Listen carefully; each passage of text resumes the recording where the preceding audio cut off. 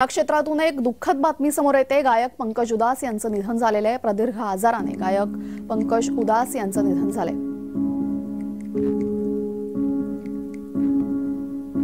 ज्येष्ठ गायक पंकज उदास यांचं निधन झालंय।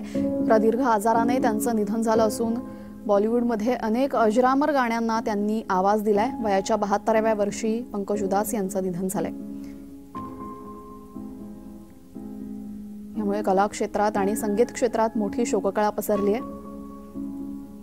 ज्येष्ठ गायक पंकज उदास यांचं प्रदीर्घ आजाराने निधन झाले। त्यांनी 72व्या वर्षी अखेरचा श्वास घेतला।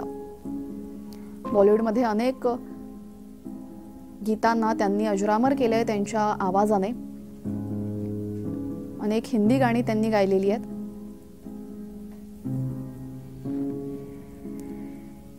वयाच्या 72व्या वर्षी गायक पंकज उदास यांचं निधन झालेलं आहे।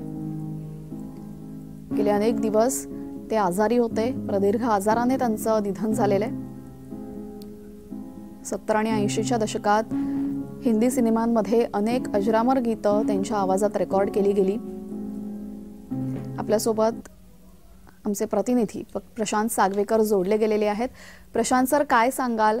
पंकज उदास यांचं निधन झालेलं आहे। त्यांनी कशा पद्धतीने त्यांची मोहर बॉलिवूडवर आणि संगीत क्षेत्रात उमटवली होती? नक्कीच तेजल, संगीत क्षेत्रासाठी आजचा दिवस हा खरं तर एक पोकळी निर्माण झालेली आहे पंकज उदास यांच्या जाण्यानं। पंकज उदास यांचे गझल गायकी आणि त्या गायकीचे फॅन फक्त भारतात नाही तर परदेशात देखील आपल्याला मोठ्या प्रमाणात दिसतात।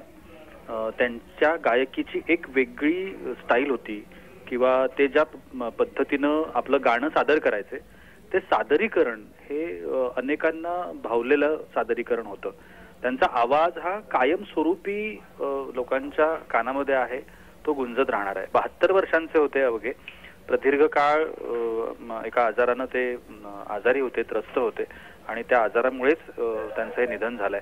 पण त्यांच्या रूपानं निर्माण झालेली जी ही पोकळी आहे ती भरून काढणं संगीत क्षेत्राला खूप कठीण होईल आणि ती स्वरूपाची एक पोकळी निर्माण झालेली आहे। जी प्रशांत जी, जगदीश जी आणि पंकज उदास हे दोघंही नाहीयेत। त्यांच्या जाण्याने कुठेतरी मोठी पोकळी निर्माण झाली का गझल मध्ये?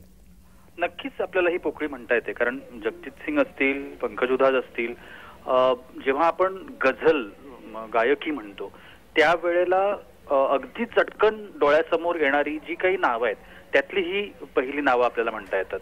म्हणजे अगदी ही नावं आजच्या पिढीला सुद्धा माहिती आहेत।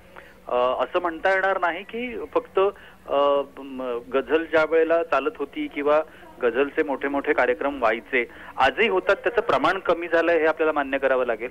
पण ज्या ज्या लोकांनी त्या गझल गायकीच्या क्षेत्रामध्ये स्वतःचा ठसा उमटवला, स्वतःची एक ओळख गझलच्या बाबतीमध्ये ज्यांनी निर्माण केली, अशीही लोक आहेत आणि त्यातलीही लोक आज आपल्यात नाहीयेत किंवा आपल्यातून निघून जात आहेत।